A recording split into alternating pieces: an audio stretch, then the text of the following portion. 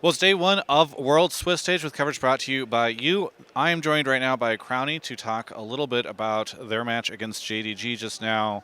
It definitely seemed pretty interesting in the beginning. Obviously, things started to slip away from you folks towards the end, but yeah, I mean, were you surprised at all by how even it was in the beginning? Because so many people are like, "Oh my God, it's JDG, one of the tournament favorites," right? I mean, we for sure did some good plays, but obviously they are also known a lot for their mid games and team fight setups, and you could kind of see that they were more comfortable with that. But as a side note, I don't think I've ever seen anyone play this matchup as well as Ruler did. He dodged all of my Isaiah Q's feathers. I was really surprised. It was a bit humbling, but yeah, I mean, there's a lot to take from this game. I think we kind of contested the third Drake wrong. We entered through two sides, and then they caught us on one side. And after that, I lost Flash contesting bot jungle, and then team fights were just very hard. Like their team comp is so strong at playing S5, and we have a bit of a different team comp where we need to be a bit more creative and stuff. But yeah, I mean, our scrims have been going well. The limited amount we could have, so we were we were expecting it to be hard, but I'm glad we could, show something, even though I didn't really do much this game. I mean, it sounds like you think Ruler's a pretty good player. Yeah, I believe he's the best right now. That is what the consensus is probably, but not to overplay it, but he really was playing incredibly well. Generally, this matchup we were always winning in practice. Obviously, probably a bit stage nerves, but I was really impressed for real.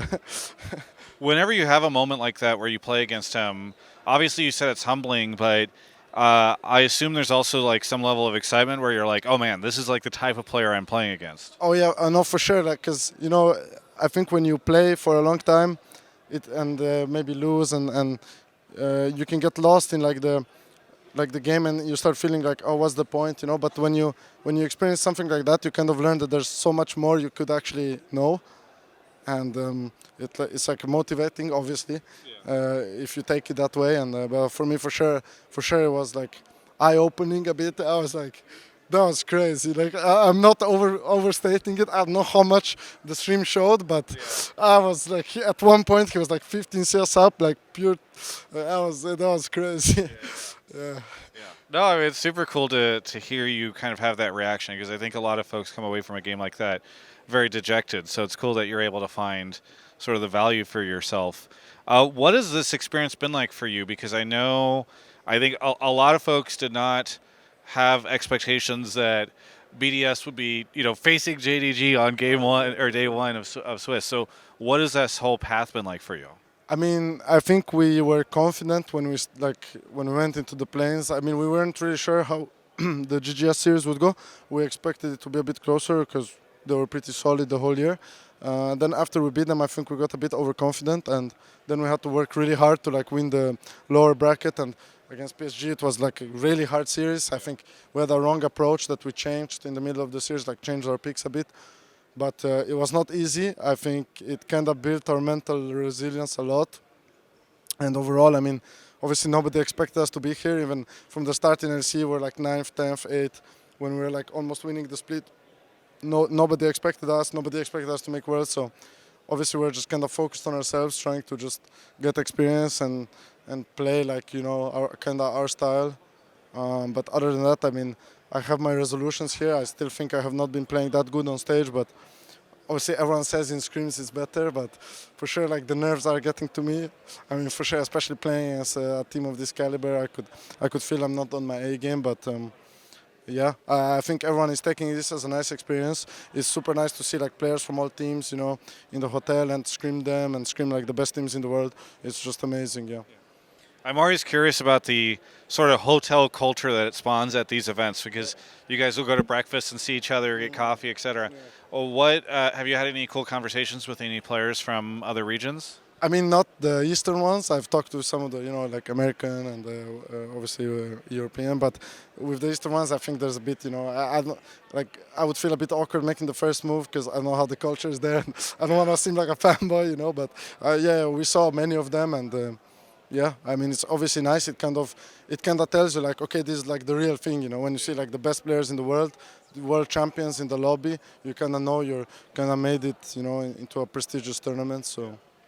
Or who are the North American players you've talked to, or have you had any interesting conversations with any of them? Yeah, I talked to some of the C9 players like Sven. The most I would say since he's European and some of their coaches and stuff, and I think they're pretty cool. And NRG was also pretty cool. So those are the two I talked to. Yeah. So I just always love. I wish there was more ways to show sort of the random moments where you come downstairs for breakfast at like Faker sitting over there. So Yeah, something.